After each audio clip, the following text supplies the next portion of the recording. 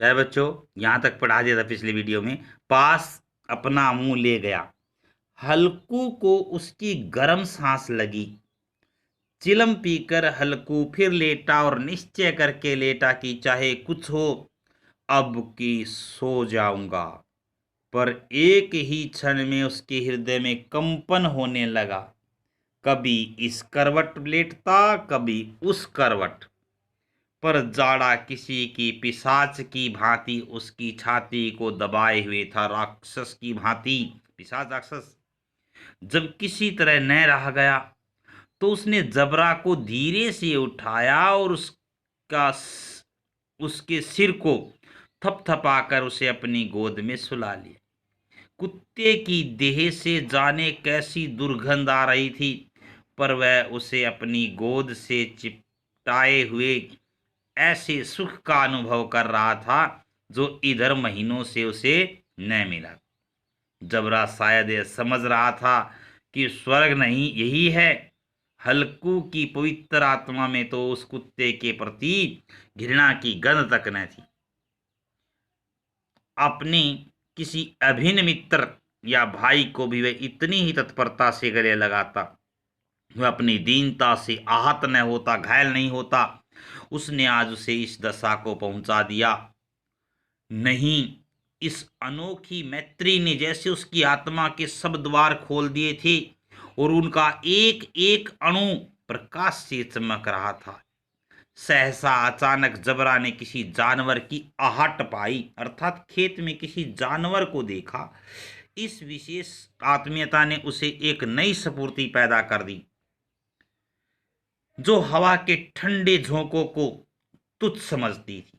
वह झपट कर उठा और छपरी से बाहर आकर भूंकने लगा, यानी जो झोपड़ी उन्होंने डाली हुई थी उससे बाहर। हल्कू ने उसे कई बार चुमकार कर बुलाया, पर वह उसके पास न आया।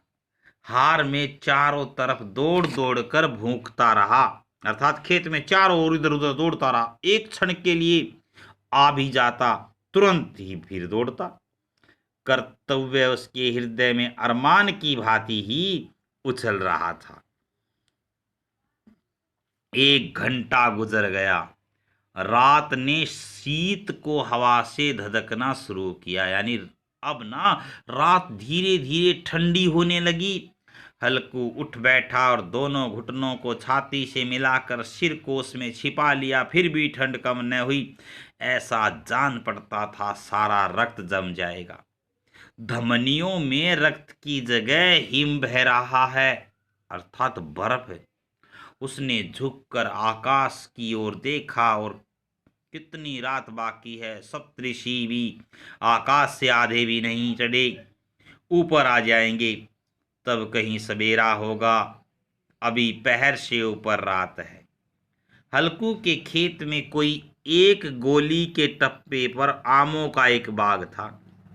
पतझड़ शुरू हो गई। बाग में पत्तियों को ढेर लगा हुआ था। हल्कू ने सोचा, चलकर पत्तियां बटोरूं और उन्हें जलाकर खूब तापूं। रात को कोई मुझे पत्तियां बटोरते देख तो समझे कोई भूत है, कौन जाने कोई जानवर ही छिपा बैठा है। मगर अब तो बैठे नहीं रहा जाता। उसके पास के अरहर के खेत में, फसल का ही नाम है बेटा, अरहर के खेत में जाकर कई पौधे उखाड़ लिए और उनका एक झाड़ू बनाकर हाथ में सुलगता हुआ उपला लिए बगीचे की तरफ चला। जबरा ने उसे आते देखा तो पास आया और दुम हिलाने लगा। हल्कू ने कहा, अब तो नहीं रहा जाता जबरू, चलो बगीचे में पत्तियां बटोर कर तापी। टाटे हो जाएंगे, यानी गर्म से हो जाएंगे तो फिर आकर सोएंगी। अभी तो बहुत रात है। जबरा ने कूं कूं करके सहमति प्रकट की और आगे आगे बगीचे की ओर चला। बगीचे में खूब अंधेरा छाया हुआ था। अंधकार में निर्दय पवन पत्तियों को कुचलता हुआ चला जाता था। वृक्षों से ओस की बूंदें टप टप नीचे टपक रही थी। एकाएक झोंका मेहंदी के फूलों की खुशबू लिए हुए आया। हल्कू ने कहा, कैसी अच्छी महक आई जबरू, तुम्हारी नाक में भी तो सुगंध आ रही है।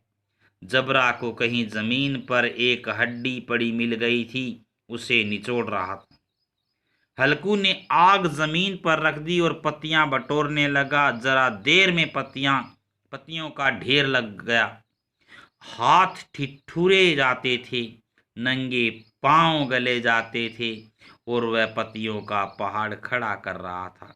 इसी अलाव में वह ठंड को जलाकर भस्म कर देगा। थोड़ी देर में अलाव जल उठा, यानी अग्नि जल उठी। उसकी लो ऊपर वाले वृक्ष की पत्तियों से छू छू कर भागने लगी, अर्थात बहुत तेज अग्नि हो गई। उस अस्थिर प्रकाश में बगीचे के विशाल वृक्ष ऐसे मालूम होते थे मानो उस अथाह अंधकार को अपने सिरों पर संभाले हुए हो। अंधकार के उस अनंत सागर में यह प्रकाश एक नौका के समान हिलता मचलता हुआ जान पड़ता था। हल्कू अलाव के सामने बैठा आग ताप रहा था। एक क्षण में उसने दोहर उतार कर बगल में दबा ली जो चद्दर थी। दोनों पांव फैला लिए, मानो ठंड को ललकार रहा हो। तेरे जी में जो आए सोख कर ठंड की असीम शक्ति पर विजय पाकर वह विजय गर्व को हृदय में छिपा नहीं सकता था। उसने जबरा से कहा, क्यों जब्बर, अब ठंड नहीं लग रही है? जब्बर ने कूं कूं करके मानो कहा, अब क्या ठंड लगती ही रहेगी, पहले से ये उपाय न सूझा? नहीं, इतनी ठंड क्यों खाते?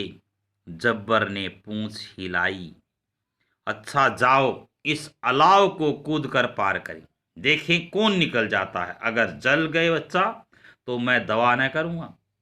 जब्बर ने उस अग्नि राशि की ओर कातर नेत्रों से देखा। मुन्नी से कल न कह देना, नहीं तो लड़ाई करेगी।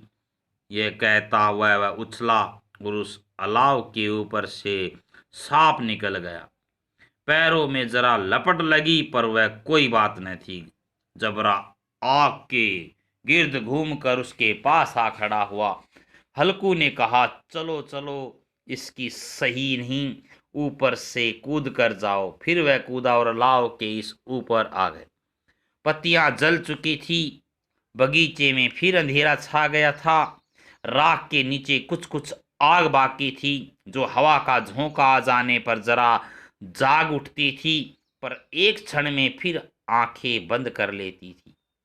हल्कू ने फिर चादर ओढ़ ली और गर्म राख के पास बैठा हुआ एक गीत गुनगुनाने लगा। उसके बदन में गर्मी आ गई, पर ज्यों ज्यों शीत बढ़ती जाती थी, यानी ठंड बढ़ती जाती थी, उसे आलस्य दबाए लेता था। जबरा जोर से भूख कर खेत की ओर भागा। हल्कू को ऐसा मालूम हुआ कि जानवरों का एक झुंड खेत में आया है। शायद नील गायों का झुंड। नील गायें बेटा, आप जिसको आप रोज कहते हैं। उनके कूदने दौड़ने की आवाजें साफ कान में आ रही थी। फिर ऐसा मालूम हुआ कि खेत में चर रही है। उनके चबाने की आवाज चर चर सुनाई देती थी। उसने दिल में कहा, नहीं जबरा के होते कोई जानवर खेत में नहीं आ सकता, नोच ही डाले, मुझे भ्रम हो रहा है। कहाँ, अब तो कुछ नहीं सुनाई देता, मुझे भी कैसा धोखा हुआ है। उसने जोर से आवाज लगाई, जबरा जबरा। जबरा भूखता रहा, उसके पास न आया। फिर खेत के चरे जाने की आट मिली। अब वह अपने ही को धोखा न दे सका। उसने अपनी जगह से हिलना जहर लग रहा था। कैसा दंदाया हुआ था, यानी क्रोधित। इस जाड़े पाले में खेत में जाना, जानवरों के पीछे दौड़ना, ऐसा है जान पड़ा, असहनीय हो रहा था। वह अपनी जगह से न हिला।